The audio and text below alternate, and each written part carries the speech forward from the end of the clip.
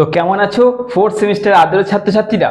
তোমাদের অনার্স অর্থাৎ যারা অনার্স নিয়ে পড়াশোনা করছো তাদের পরীক্ষা আগে রয়েছে, তারপরে রয়েছে পাস।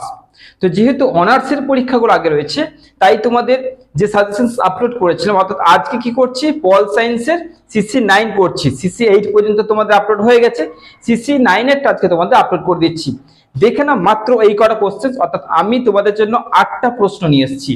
এই মাত্র 8টা প্রশ্ন করলে কিন্তু CC9 এর সমস্যাটা শেষ হয়ে যাচ্ছে, অর্থাৎ সাপ্লিটা অন্তত তোমরা পাচ্ছ না। এবার যেহেতু এটা অনার্সের সাজেশন, তাই একটুখানি রিস্ক তো থেকেই যায়, একদম সোজা সাপটা বলে দিচ্ছি, যা বলি সোজা। তবুও তোমরা চিন্তা করো না, এই কটা প্রশ্ন করে নাও, তোমাদের আশা করছি করা রয়েছে। তবুও না করা থাকলে অবশ্যই এগুলো কিন্তু নোট ডাউন করে টিক মার্ক দিয়ে দিয়ে কমপ্লিট করে নাও। সামনে পরীক্ষা আছে, পরীক্ষা তোমাদের খুব ভালো হবে। চলো দেখি, সায়েন্সের ফোর্থ সেম যারা CC9টা যাদের আছে, CC9 তো সবারই রয়েছে, ধরো 8 পর্যন্ত আপলোড করেছিলাম, CC9টা তোমাদের দিয়ে দিলাম। CC9 এর প্রথম কোশ্চেন দেখতেই পাচ্ছ, রাজনৈতিক সমাজতত্ত্বের পরিধি ও বিষয়বস্তু আলোচনা করো।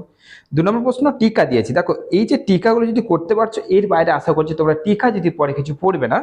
টিকা হচ্ছে কি, নারীবাদ এর উদারনৈতিক দৃষ্টিভঙ্গি, নারীবাদের ধরন, পরিবেশবাদী নারীবাদ, ধর্মের, সামাজিক ও ভারতের নিরপেক্ষতার ধারণার উপর টিকা। এই করা হচ্ছে তোমাদের টিকা করে নিচ্ছ। 3 নম্বর, ভারতের পরিবেশ আন্দোলনের মৌলিক বৈশিষ্ট্যগুলি আলোচনা করো।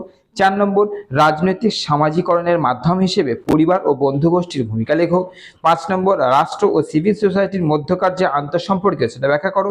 6 নম্বর, কর্তৃত্ব ধারণাটির সংজ্ঞা দাও, কর্তৃত্বের প্রধান ধরনগুলি উল্লেখ করো। তারপরে ভারতের সেকুলারিজম এর ধারণা সংক্ষেপে ব্যাখ্যা করো। সেকুলারিজম বানানটা ভুল আছে, কিন্তু ওটা সেকুলারিজম। এবং 8 নম্বর কি, লিঙ্গ রাজনীতি কাকে বলে। ব্যাস, এই কটা কোশ্চেন তোমরা যদি করে নিতে পারছো, এই CC9 কিন্তু চিন্তা পুরোপুরি তোমাদের শেষ হয়ে যাচ্ছে। চলো, তোমাদের পরীক্ষা ভালো হবে।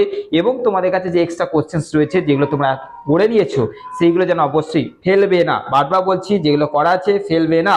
এই হচ্ছে তোমাদের CC9 এর গুরুত্বপূর্ণ প্রশ্নের সাজেশন। ভালো হবে পরীক্ষা। ভালো থেকো, সুস্থ থেকো।